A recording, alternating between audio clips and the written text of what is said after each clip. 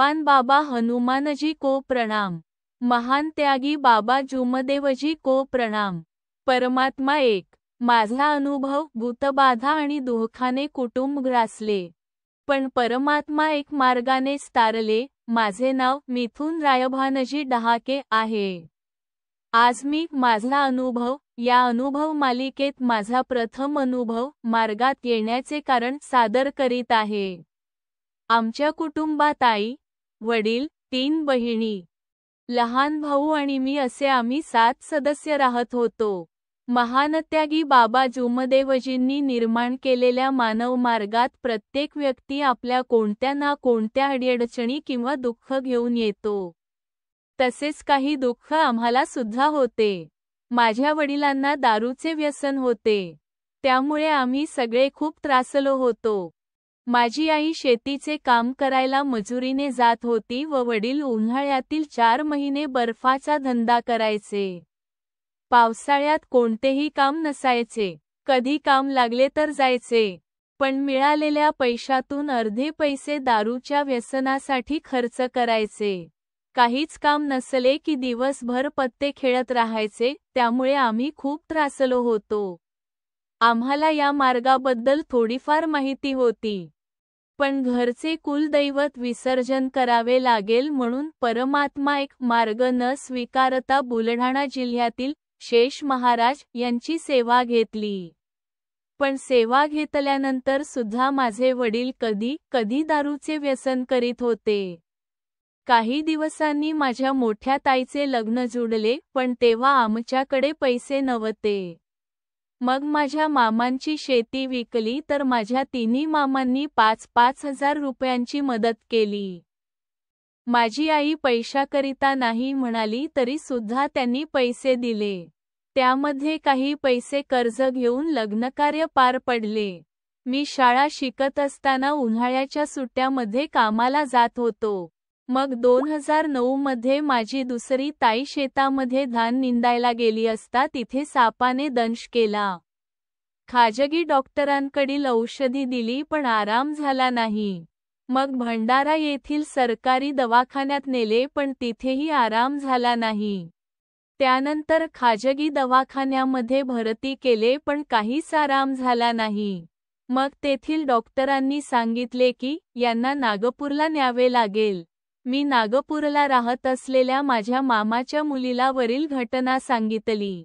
आम्ही आता नागपूरला आणत आहोत, पण आमच्याकडे पैसे नाहीत असे सांगितले।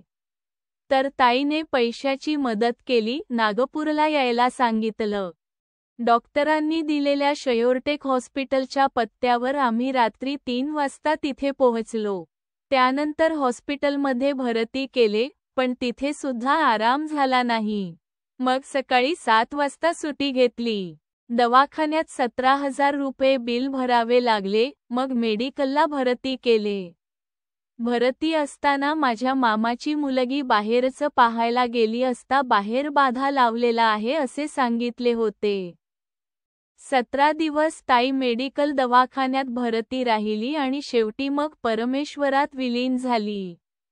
मग तिला घरी आणले असता तिथे एका बाईच्या अंगात सवारी आली तर ती म्हणत होती की बाहेरच लावले होत।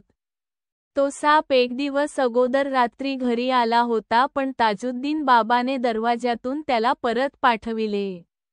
मग आम्ही विचारले की दुसऱ्या दिवशी असे का घडले, तर त्या बाईने सांगितले की ताजुद्दीन बाबा आणि शेषनाग महाराज हे दोघेही एकमेकांकडे पाहत होते।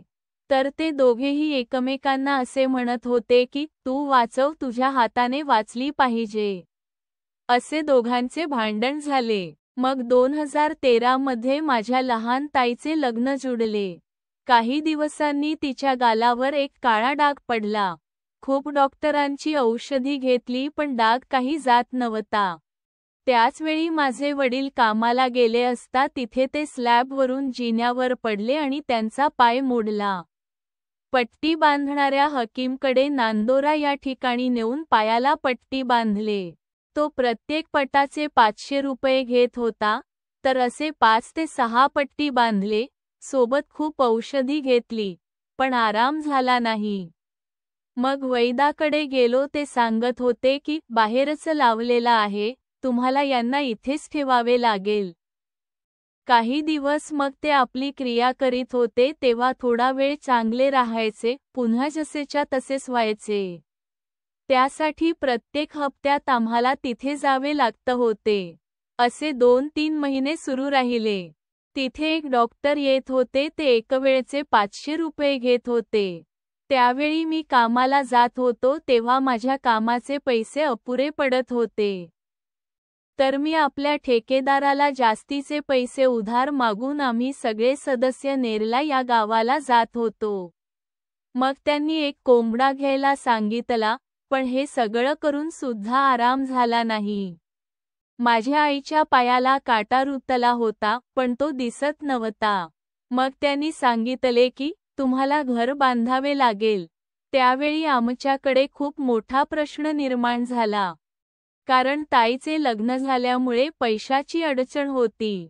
घर बांधायला किती पैसे लागतील अशी विचारणा केली असता 5,000 ते 6,000 रुपये लागतील असे सांगितले. आम्ही सगळे घरी आलो. मग काही दिवस चिंतेत राहिलो. माझ्या वडिलांचे जेवण कमी होत गेले.